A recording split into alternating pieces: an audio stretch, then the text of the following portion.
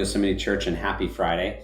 Today, we want to close off our weekly devotionals with this ongoing conversation that we've had throughout the week, right? Monday, we talked about, first and foremost, we need to learn to identify the hurts in our lives and work to see the humans behind them, which brought us to our second day, Tuesday, where if we're working to see the human behind the hurt that has been perpetuated onto our lives, then we need to work to bring forgiveness into our life for them, even if that means writing a letter to them and practicing every day when we feel that frustration, saying, no, I forgive you, right? And then Wednesday, we talked about how if we're going to model forgiveness in our lives, we need to look to Jesus, because there are times in our life when the pains that have been caused to us are so great that we cannot overcome it by our own strength. We need to look to Jesus and see the model of all that he has done for us when we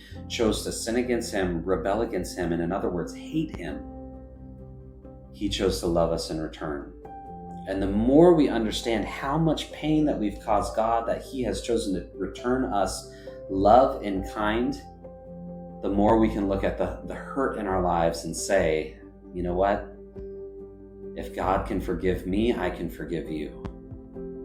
And by doing so, we go to our next step. We move from examining Jesus and making sure we know him in order that we might truly be able to forgive others, to then looking at ourselves and making sure that we are examining our hearts when we operate in forgiveness, to make sure that we aren't trying to legalize and bend the prescription of what God has done, so that, again, it's for us and not for others.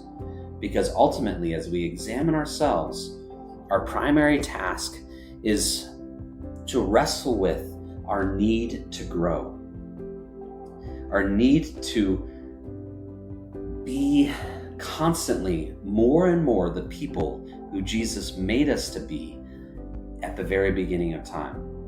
And see, this is wonderfully pictured by Moses, when there's the joke, right? In the Pentateuch, the first 5 books, Moses writes through somebody else. Moses was a very meek man, a very humble man, more so than anybody else on the earth. Well, it's easy to laugh and say, hey, of course it's easy to say that, right? I'm the most humble person on earth. But here, and how it applies to us today, is more that there is a struggle for us to be able to capture the person God wants us to be and continue to pursue it, continue to grow in who God wants for us to be. And in reality, that is very much a picture of what all 6 of these case examples that the Sermon on the Mount is going through points us towards. How to continue to grow to be better and better people, and to understand that this is not just a process of like, oh, maybe someday. No, this is something that Jesus wants for us to be able to obtain in such a manner that we pursue it radically, not with the hopes of, yes, someday I will have everything figured out.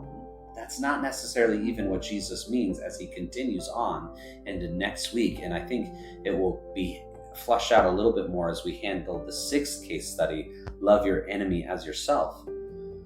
No, what Jesus means even in that passage is he is referencing loving your enemy as yourself, and that we must be perfect as he is perfect. What we must do is understand that our process and our goal is growth, and forever growing in our capacity to see other people, to love them well, to know our God, and love him well, and marry those 2 things together in such a way that we can change the worlds around us, change our schools, change our homes, change our ways of life. And so today, to this Friday, what I would encourage us all to do is reorient ourselves towards the mentality of some of those sports athletes at the beginning of a season. Okay, I need to get ready for what is to come. And we all need to be ready for what is to come.